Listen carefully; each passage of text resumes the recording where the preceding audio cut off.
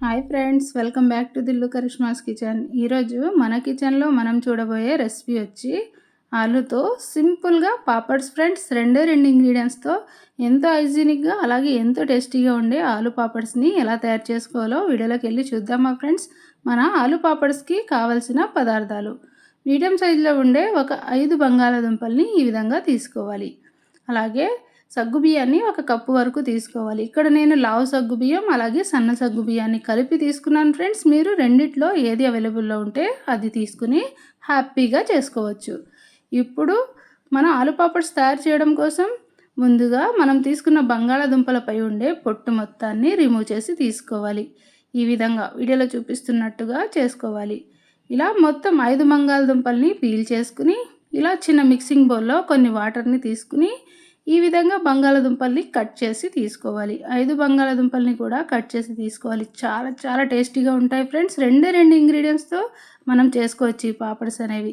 చూస్తున్నారు కదా, ఇలా మొత్తం 5 బంగాళాదుంపల్ని శుభ్రంగా కట్ చేసుకుని 2-3 సార్లు కడిగి రెడీగా పక్కన పెట్టుకోవాలి ఫ్రెండ్స్. ఇప్పుడు ఈ విధంగా ఒక చిన్న మిక్సీ జార్ని తీసుకుని మనం ముందుగా తీసుకున్న సగ్గుబియ్యం ఉన్నాయి కదా, సగ్గుబియ్యాన్ని ఇందులోకి వేసి ఫైన్ పౌడర్ లాగా గ్రైండ్ చేసుకోవాలి. ఫైన్గా అంటే మరీ ఫైన్గా అవ్వదు ఫ్రెండ్స్, అయినంత వరకు ఈ విధంగా గ్రైండ్ చేసి తీసుకోవాలి. ఇలా చక్కగా పొడిని చేసుకుని రెడీగా పక్కన పెట్టుకుని ఇప్పుడు సేమ్ మళ్ళీ అదే మిక్సీ జార్లోకి మనం ముందుగా తీసుకున్న బంగాళాదుంపల్ని ఇందులోకి యాడ్ చేసుకోవాలి. ఇలా బంగాళాదుంపలు మొత్తాన్ని యాడ్ చేసుకుని అవసరమైతే తప్ప నీళ్ళను యాడ్ చేయకూడదు ఫ్రెండ్స్. అవసరమైతే కొన్ని అంటే ఒక 2-3 టేబుల్ స్పూన్ల వరకు వాటర్ని యాడ్ చేసుకొని ఫైన్ ప్యూరీ లాగా ఈ విధంగా గ్రైండ్ చేసుకోవాలి. ఇలా గ్రైండ్ చేసుకున్న దాన్ని ఇప్పుడు స్ట్రెయిన్ చేసి తీసుకుందాం ఫ్రెండ్స్, ముక్కలేవి లేకుండా. ఇలా ఒక చిన్న మిక్సింగ్ బౌల్, దానిపైన ఒక స్ట్రెయినర్ని పెట్టుకుని మనం గ్రైండ్ చేసుకున్న ఆలు ప్యూరీ మొత్తాన్ని వేసుకుని చక్కగా స్ట్రెయిన్ చేసుకుందాం. ఇలా వీడియోలో చూపిస్తున్నట్టు చేత్తో మ్యాష్ చేస్తూ తీసుకుంటే మొత్తం ప్యూరీ అంతా బాగా చక్కగా కిందకు వస్తుంది ఫ్రెండ్స్. అందుకని నేను ఈ విధంగా చేత్తో చేస్తున్నాను. చేత్తో చేయడం ఇష్టం లేకపోతే మీరు ఏదైనా స్పూన్తో అయినా ఈ విధంగా చేసి తీసుకోవచ్చు. చూస్తున్నారు కదా, చిన్న చిన్న ముక్కల్లాగా ఉన్నాయి కదా. ప్యూరీ అనేది ఏ విధంగా కిందకు పడిందో చూపించాను కదా ఫ్రెండ్స్, ఆ విధంగా వచ్చినట్టు మొత్తం స్ట్రెయిన్ చేసుకోవాలి. ఇప్పుడు ఇందులోకి మనం రుచికి తగ్గట్లుగా ఉప్పుని యాడ్ చేసుకుందాం. ఈ విధంగా కాస్త ఉప్పుని యాడ్ చేసుకుని ఇప్పుడు ఇందులోకి మనం ముందుగా గ్రైండ్ చేసి పెట్టుకున్న సగ్గుబియ్యం పొడి ఉంది కదా ఫ్రెండ్స్, ఆ పొడిని యాడ్ చేసుకొని మొత్తం చపాతీ ముద్దలాగా కలుపుకోవాలి.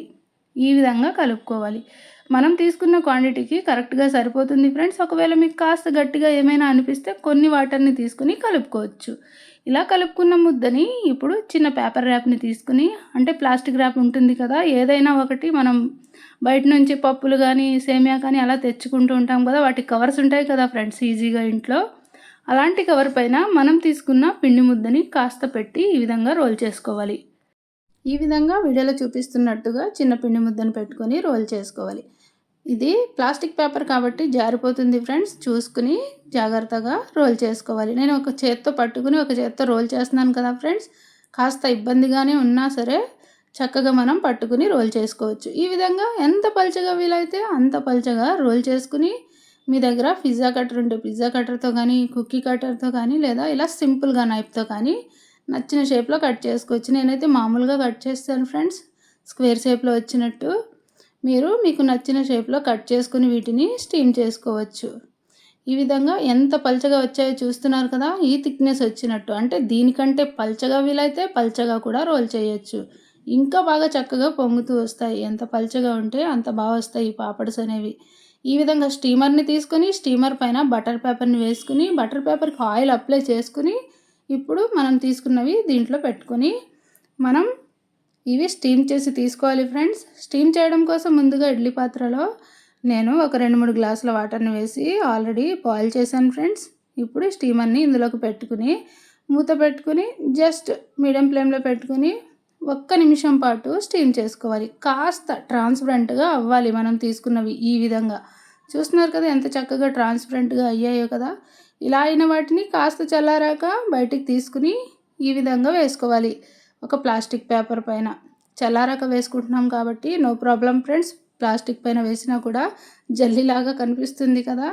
ఇవి జస్ట్ ప్యాన్ కిందన పెట్టుకుంటేనే ఓవర్ నైట్ చక్కగా ఆరిపోతాయి ఫ్రెండ్స్. మనం ముందుగా తీసుకున్న ఈ విధంగా ఎండబెట్టుకున్నాక చూస్తున్నారు కదా మొత్తం అన్నీ ఇలా చేసి తీసుకున్నాక ఒక రోజంతా ఫ్యాన్ కింద ఎండబెట్టుకుంటే ఇలా చక్కగా ఎండిపోతాయి మన ఆలు పాపడ్స్ అనేవి. ఇలా చక్కగా ఎండిన వాటిని మనం వేయించి కూడా చూద్దాం ఫ్రెండ్స్. డబుల్ సైజులో పొంగుతూ వస్తాయి మన ఈ ఆలు పాపడ్స్ అనేవి. సింపుల్గా కనిపిస్తున్నా చాలా టేస్టీగా ఉంటాయి ఫ్రెండ్స్. పప్పు చారు రసంలోకి ఎంత తెల్లగా పొంగుతూ వస్తాయో ఇప్పుడు మీరే చూస్తారు కదా ఫ్రెండ్స్. ఇప్పుడు ఇలా ఎండబెట్టుకున్న వాటిల్లోంచి ఒకదాన్ని తీసుకుని ఇప్పుడు వేయించి కూడా మీకు చూపిస్తాను ఫ్రెండ్స్. ఎంత చక్కగా పొంగుతాయో. వావ్! చూస్తున్నారు కదా, ఎంత చిన్న పాపడ్ని మనం వేసాం కదా, ఎంత పెద్ద సైజులో పొంగుతూ వచ్చాయి కదా. అందుకే మనం కట్ చేసుకునేటప్పుడు సైజ్ అనేది చూసుకుని కట్ చేసుకోవాలి. ఇలా మరికొన్ని వేయించి తీసుకుందాం. ఇవి దేంట్లోకైనా సైడ్ డిష్గా చాలా బాగుంటాయి, అలాగే స్నాక్గా కూడా బాగుంటాయి ఫ్రెండ్స్. ఆలు చిప్స్ లాగా ఉంటాయి టేస్ట్ అనేవి. చూస్తున్నారు కదా, ఈ విధంగా మనం ఎండబెట్టుకున్న పాపడ్ అలాగే వేయించుకున్న పాపడ్ సైజ్ అనేది డిఫరెన్స్ మీకే తెలుస్తుంది కదా ఫ్రెండ్స్. సింపుల్గా ఇంట్లో ఆలూస్ ఉంటే ఈ విధంగా ఆలుని సగ్గుబియ్యాన్ని వేసి చేసుకున్నామంటే రెండు ఇంగ్రీడియంట్స్తో సంవత్సరం అంతా ఎంజాయ్ చేయొచ్చు. అలాగే ఎంత క్రిస్పీగా ఉందో మీకు నేను విరిచి కూడా చూపించాను కదా. అందుకే మీరు కూడా మీ ఇంట్లో ఆలూస్ ఉన్నప్పుడు ఖచ్చితంగా ఈ విధంగా ట్రై చేసి టేస్ట్ మీకు ఎలా వచ్చిందో డెఫినెట్గా నాకు కామెంట్ చేయండి. అలాగే మీకు ఇంకేమైనా రెసిపీస్ కావాలన్నా డెఫినెట్గా కామెంట్ చేయండి ఫ్రెండ్స్. చేసి మేము అప్లోడ్ చేస్తాం. Easy and tasty healthy recipes కోసం దిల్లు కరిష్మాస్ కిచెన్ని ఫాలో అవ్వడం మాత్రం మర్చిపోకండి ఫ్రెండ్స్. మరో మంచి రెసిపీతో మళ్ళీ మనం కలుద్దాం.